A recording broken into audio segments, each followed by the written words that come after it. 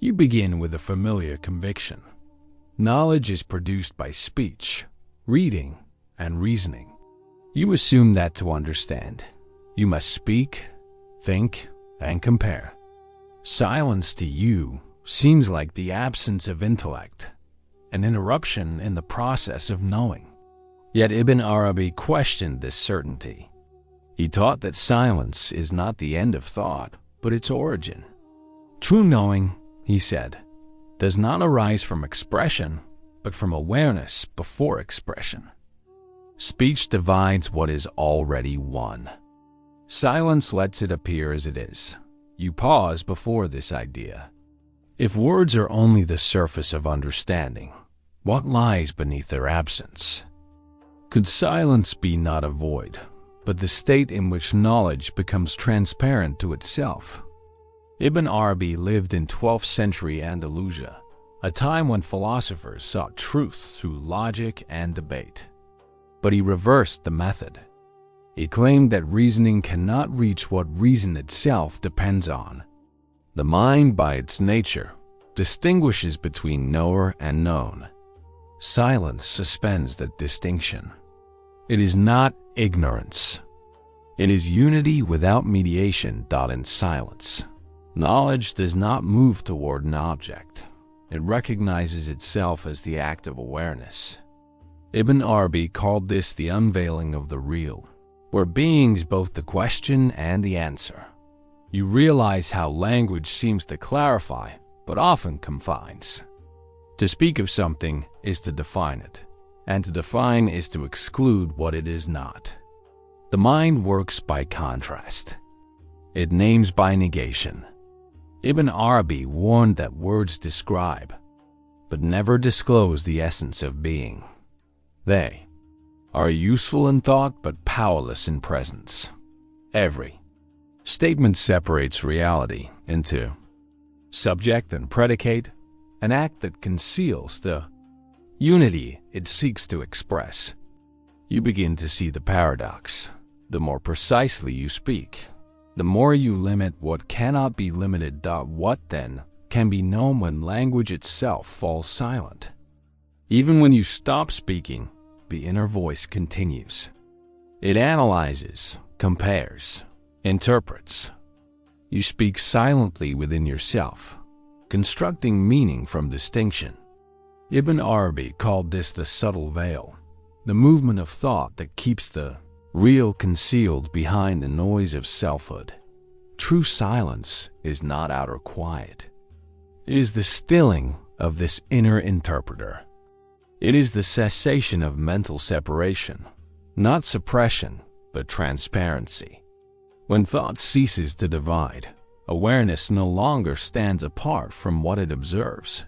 You wonder, if thinking depends on division, does true understanding begin only when that division ends? Ibn Arabi distinguished between two kinds of knowing. The first is intellectual. It measures, defines, and concludes. The second is existential. It knows by being, not by representation. Intellectual knowledge belongs to the mind. Existential knowledge belongs to awareness itself. Silence opens the second kind. It does not collect truths, but reveals the ground from which all truth arises. When you are no longer the one who knows, but the knowing itself, knowledge becomes self-recognition. What was once sought through reasoning is now seen as always present.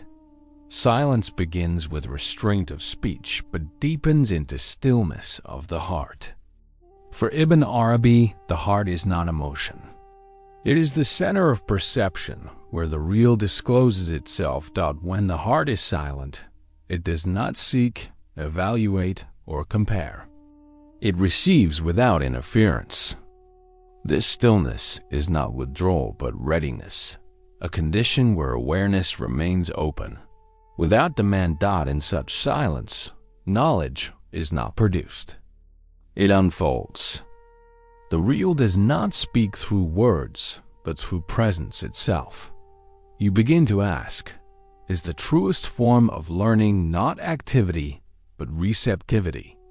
To know something is often to claim mastery over it.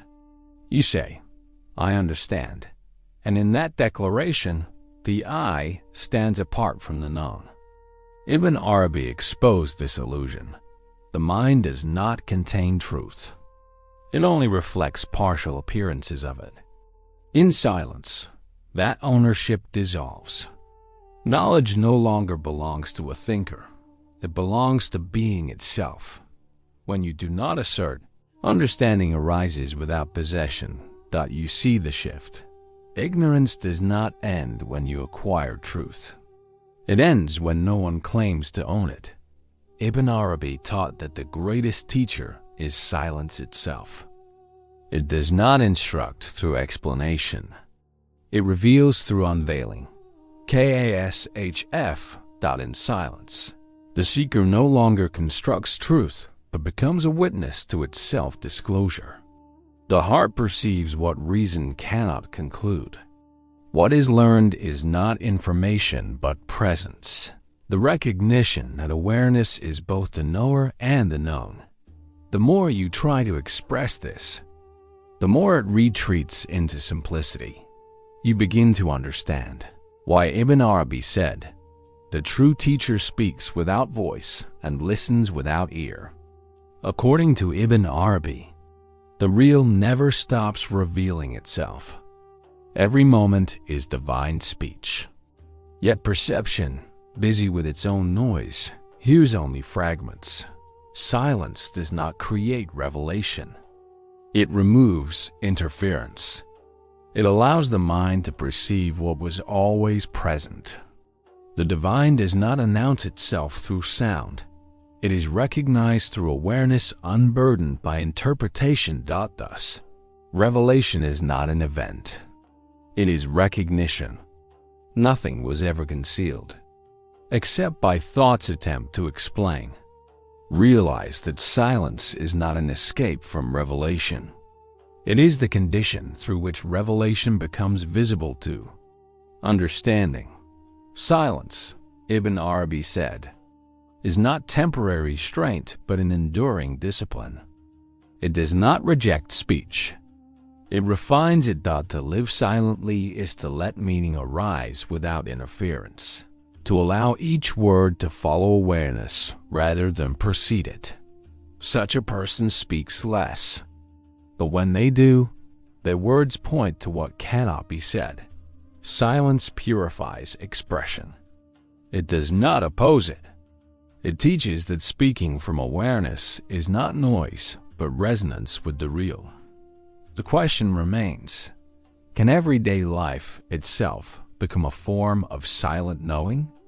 In the end, silence and knowledge are not opposites, but one act of awareness. To be silent is not to stop knowing. It is to know directly, without mediation. Words divide. Silence unites. Thought describes. Silence discloses. Ibn Arabi's hidden key lies here. When the seeker no longer seeks, when thought no longer demands explanation, knowledge reveals itself as being. The silence you once saw as absence is now recognized as presence. The real was never distant. It was only concealed by interpretation. You begin to see that every true insight is silent before it becomes speech. You now understand that silence is not the negation of knowledge, but its completion. To speak, you must divide. To know truly, you must rest in undivided awareness. Ibn Arabi's secret was not about withdrawing from life, but about perceiving it without distortion. In silence, nothing is added and nothing is missing. The real is neither sought nor found. It simply is. You began by asking how silence could unlock knowledge. You end knowing that knowledge itself was silence all along. The awareness that requires no confirmation. The understanding that rests without remainder. The journey began with the assumption that speech produces understanding and ended with the recognition that silence sustains it.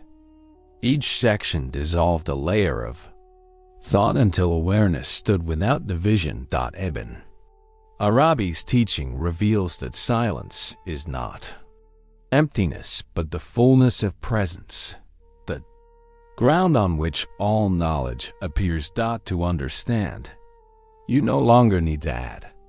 You only need to stop dividing. What remains is clarity beyond expression, a knowing that neither begins nor ends, because it is nothing other than the real knowing itself through you.